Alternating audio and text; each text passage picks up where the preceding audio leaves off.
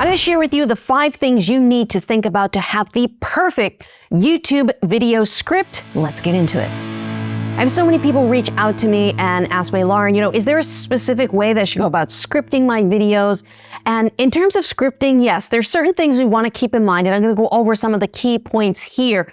But in terms of process, there's some people who like to script everything out word for word, and then there's people like me who like to write bullet points and kind of go off the cuff. Now, the problem with going off the cuff is sometimes we have the tendency to go off on tangents versus if you use a teleprompter and you wrote out a script, you would stay right on topic all the time. The thing is, you have to write out the whole script. So if it's a topic that you know a lot about and can ad-lib it, you could probably save yourself a lot of time by just creating a lot of bullet points. But in terms of the actual scripting for your video, we're going to talk about 5 different things, and we're going to start with number 1. First, you need to find a piece of content that people are searching for, okay? YouTube is a search engine, all right? And we want to make sure we're making videos around content that people are actually interested in. And if you're in the educator space like I am, you should be thinking about the burning questions that your clients have. What are the most common questions they're asking? Because those are great ways for you to create content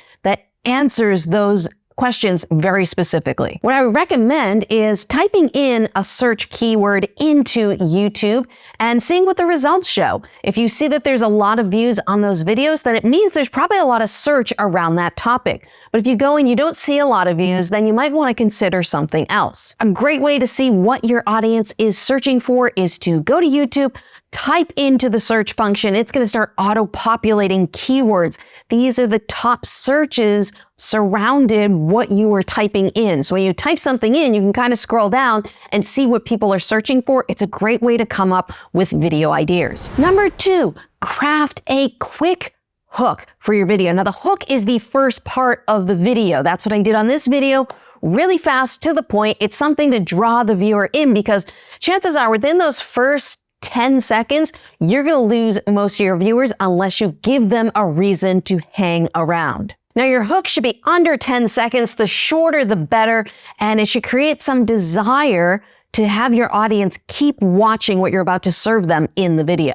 Now, a lot of content creators in the first minute or so of their video, especially if you're a new creator, have the tendency to talk about things that really aren't important and don't get right into the meat and potatoes of the content. So don't run into that mistake, all right? Write down a quick hook so that you're prepared right when you push record. Number 3, and probably one of the most important parts of the process outside of finding content, is you want to think of a good title and a good thumbnail for your video. Now, I admit I'm not the best at taking pictures. I usually just like to smile because I'm just a happy-go-lucky person. But there's lots of things you can do with colors and fonts to make your thumbnails pop out versus just blending into the rest of what's on YouTube already. Think about your user experience, all right? What do? You usually type something into the search, and then you start scrolling down the thumbnails and you find something that intrigues you. And that intriguing thing is, for me, it's usually the thumbnail catches my eye first, and then I go and read the title, all right? And that's where we want our titles to be something exciting. We want to make sure that it makes them curious about what this video is. And a big mistake I see a lot of YouTubers make is they put the exact wording in the title that's on the thumbnail. All right, the thumbnail and the title should not be the same. They should work together. You'll also want to make sure that you have some cool power words like must, first, best, how to do X and Y. There's certain little combinations of titles that get the reader more interested in what you have to say in the actual video. Now, if you are interested in a list of power words and great title formulas that you can use for your YouTube videos, I'm going to put a link in the description below where you can go and grab my free PDF. It's just a couple pages that will tell you what the power words are that bring intrigue into your titles, as well as some different formulas you can play around for your niche. Number 4, dive into the meat and potatoes right away. I mentioned earlier about people going off on tangents. Get right into the answer for the video. They had a question. if you're an educator, they're looking for a very specific answer. If you start talking about something that is not that answer, then they're going to click off and they're going to go find their answer somewhere else. So as an educator, the key should be to be as helpful as fast as possible, and be as direct as possible. A lot of YouTubers ask me, hey, Lauren, how long should I make my video? Well, in terms of, it should be as long as it needs to be to answer the question. Never ever push a video or make it longer than it needs to be for this very reason. If you get away from the meat and potatoes of the answer, people are going to start getting bored. They're going to click away. And number 5, this is so important. I didn't do this until much later in my YouTube journey, and I'm kicking myself from doing it. I got some coaching and we were talking about, hey, what are ways that we can increase watch time, increase views to some of my other videos? And they were like, are you thinking about the next video? When I started recording, I was like, okay, I'm going to record this video. And I didn't even have anything in mind for what would be the next video that I would send people to after this video. So a lot of times people will get to the end of my video and my end screens, the click-through rate on my end screens is maybe 1 or 2%.